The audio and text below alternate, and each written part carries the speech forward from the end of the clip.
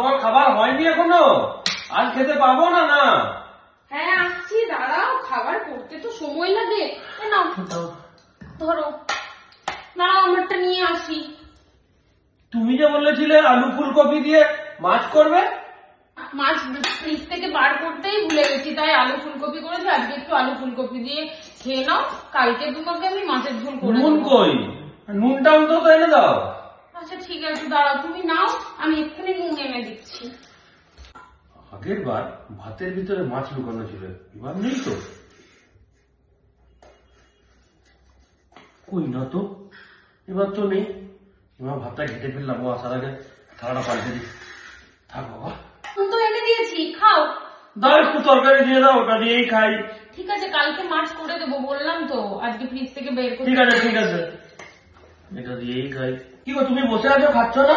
তুমি খাও না, তারপরে আমি খাবো। আর একটু তরকারি দিই।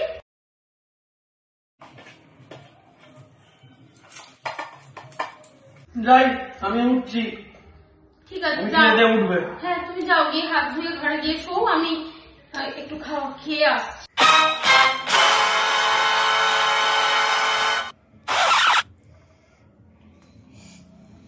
ব্যাস চলে গেছে, এবার আমি দুটো মাছ দিয়ে ভাত খাবো।